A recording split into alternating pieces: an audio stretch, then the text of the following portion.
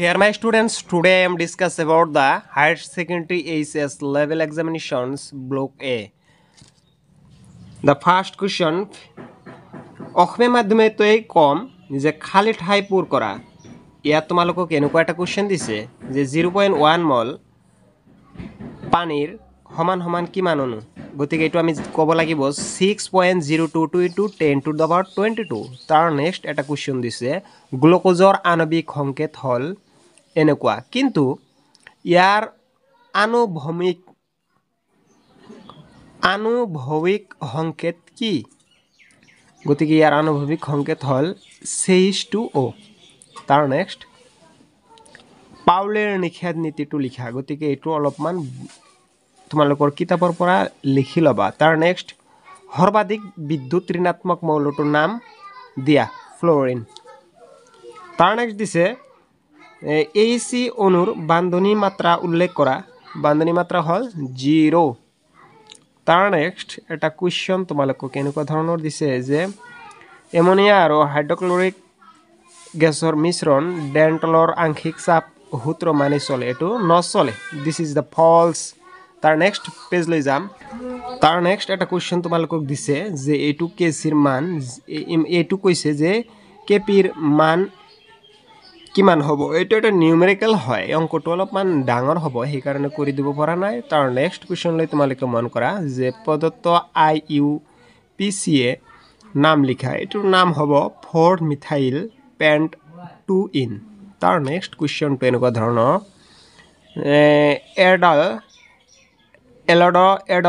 এলডল ঘনীভৱন বিক্ৰিয়াৰ এটা উদাহৰণ দিয়া গতিকে ঘনীভৱনৰ উদাহৰণটো তোমালোকে চাই লোৱাচোন ঠিক এইদৰে হ'ব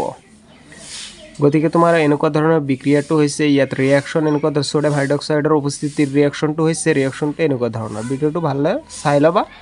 একদম সহজ পদ্ধতিতে তোমালোকক বুজাই দিয়া হৈছে প্ৰটিনৰ কি কৈছে প্ৰটিনৰ মনোমাৰবোৰৰ সাধাৰণ নাম কি সাধাৰণ নাম হল আলফা এমিনো এসিড তাৰ নেক্সট কোৱেশ্চন তোমালোকক ইয়াত এটা কোৱেশ্চন দিছে যিকোনো পাঁচটা উল্লেখ কৰিব দিছে পাৰমাণবিক ভৰ এককৰ সংজ্ঞা দিয়া সোডিয়াম ক্লোৰাইডৰ সংকেত ভৰ গণনা কৰা গতিকে তোমালোকক এটুক এটা ভিডিও আকাৰত তোমালোকক এটুৰ এনসাৰ মই দি আছো তোমালোকে ধৈৰ্য ধৰা হেতু পিঠিত আমি এতিয়া চাই লও গতিকে এই কোৱেশ্চন বিলাক এনেকুৱা ধৰণৰ এইবিলাকৰ এনসাৰ মই দি আছো তোমালোকক অলপমান সময় ধৈৰ্য ধৰা এনেকুৱা ধৰণৰ কোৱেশ্চন বিলাক গতিকে তে আমি নেক্সট পেজলৈ আহিলো আৰু তোমালোকে এনসাৰ বিলাক এনেকুৱা দিবলৈ যত্ন কৰিছো আৰু এনসাৰ বিলাক তোমালোকে ভালদৰে চাই লোৱা প্ৰত্যেকটাৰ এনসাৰ মই সুন্দৰভাৱে মই লিখনিৰ সহায়ত তোমালোকক দি দিলো নেক্সট পেজলৈ আমি এতিয়া যাম এতিয়া 12 নম্বৰ কোৱেশ্চন তলৰ যিকোনো পাঁচটা উত্তৰ দিব গৈছে তোমালোক এইবিলাক কিন্তু নিউমেৰিকেল অংক হয় গতিকে অংকবিলাক চাই লোৱাচোন তোমালোকৰ ভিডিওটো নহলে তামাম দীঘল হৈ যাব গতিকে জাস্ট এইবিলাক চাই লোৱা অংকবিলাক যদি তোমালোকৰ লাগে মোক টেক্সট কৰিবা গোটেইকেইটা অংকবিলাক তোমালোকক কৰি দিম তোমালোকৰ আৰু বহুতো কোৱেশ্চন হিপিটিত আছে এইবিলাক কোৱেশ্চনৰ এনসাৰ মই সুন্দৰভাৱে দি আছো আৰু প্ৰত্যেকটা কোৱেশ্চনৰ এনসাৰ মই দিবলৈ যত্ন কৰিম কিন্তু মাজে সময়ে দুই এটা কোৱেশ্চন নিদিলে হেবিলাক তোমালোকে ভিডিওটো হেকলৈকে চাই লোৱা তেহনৰ বুজিবা গতিকে নেক্সট পেজলৈতে আমি যাম ইয়াত আৰু দুটামান নিউমেৰিকেল আছে গতিকে এই দুটা আৰু হেকত 30 নম্বৰ কোৱেশ্চনটো এনেকুৱা ধৰণৰ গতিকে 1 + 1 + 1 = 3 গতিকে 14 নম্বৰ কোৱেশ্চন এনেকুৱা ধৰণৰ দিয়া আছে বান্ধনীৰ দিয়া কাৰক সাপেক্ষে তলত বিহাবোৰৰ ঊৰ্ধ্বক্ৰমত সজোৱা গতিকে তোমালোক অলপমান চাই লোৱা গতিকে ইয়াত 14 নম্বৰ কোৱেশ্চনটোৰ এনসাৰ মই দি আছো 14 নম্বৰৰ এনসাৰ এইটো হয় এ নম্বৰৰ এনসাৰ তোমালোক অলপমান চাই লোৱাচোন ঠিক এইদৰে হ'ব এইদৰে এটা কোৱেশ্চনটো হৈ যাব তাৰ নেক্সট কোৱেশ্চন লৈ গৈ আছো ইয়াত সি নম্বৰ আৰু ডি নম্বৰৰ অপচনটো তোমালোকে চাই লোৱা সি আৰু ডি ইয়াত এটো হল সি নম্বৰ কোৱেশ্চনৰ এনসাৰ এটো সি নম্বৰৰ কোৱেশ্চনৰ এনসাৰটো ইয়াত সি নম্বৰ আৰু ইয়াত কি আছে ডি ডিৰ কোৱেশ্চনৰ এনসাৰ হ'ব এটো ইয়াত হ'ব ডি নম্বৰ কোৱেশ্চনৰ এনসাৰ গতিকে তাৰ নেক্সট এতে আমি যাম 15 নম্বৰ কোৱেশ্চন তোমালোকৰ 15 নম্বৰ কোৱেশ্চনত এনেকুৱা ধৰণৰ দিয়া আছে 15 নম্বৰ কোৱেশ্চন বিশুদ্ধ বিকল্প চয়ন কৰা যিকোনো তিনিটা গতিকে যিকোনো তিনিটা তোমালোকক এনেকুৱা দিয়া আছে আন্ত আণবিক হাইড্ৰোজেন বান্ধনী গঠন কৰা যৌগ হল ইয়াত যৌগ কি ইয়াত যৌগ হল যৌগটো হ'ব অপচন এ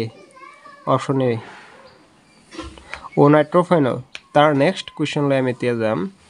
ইয়াত দিছে এটা সহযোজী কঠিন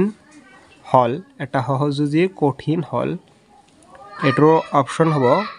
option number question number 3 gravity তাৰ নেক্সট কুৱেশ্যনলৈ এতিয়া আমি যাম তোমালোকক যিকোনো তিনিটা কৈছে গতিকে এতিয়া আমি ডি নাম্বাৰ কুৱেশ্যনলৈ যাম যে ডিএনএ আৰু আৰএনএত থকা ক্ষাৰক হ'ল ডিএনএ আৰু আৰএনএত থকা ক্ষাৰকটো হ'ল অপশ্যন নাম্বাৰ 2 থাইমিন এতিয়া তাৰ তলত দিছে তোমালোকক কাৰণ দৰ্শোৱা যিকোনো তিনিটা গতিকে এই তিনিটাৰ বিষয়ে তোমালোকক কি কৰিব লাগিব কাৰণ দৰ্শাব লাগিব গতিকে এইবিলাক কাৰণ দৰ্শাই দিবা তাৰ নেক্সট তোমালোকৰ হেতু পেজলৈ এতিয়া আমি যাম তাৰ পিছত C number question D number questions এইবিলাক কুৱেশ্যন মই অলপমান চাই ল'বাচোন তাৰ পিছত 17 নম্বৰ কুৱেশ্যনত দিছে পাৰ্থক্য অৰ্থাৎ ডিফাৰেন্স বিটুইন এনি 3 তোমালোকে এইবিলাক পাৰ্থক্য এইবিলাক পঢ়ি ল'বা ইম্পৰ্টেন্ট পাৰ্থক্য হয় তাৰ নেক্সট তোমালোকক 18 নম্বৰ কুৱেশ্যনত দিছে সমীকৰণ সহ লিখা কি ঘটে যেতিয়া সমীকৰণ সহ তোমালোকক লিখিব দিছে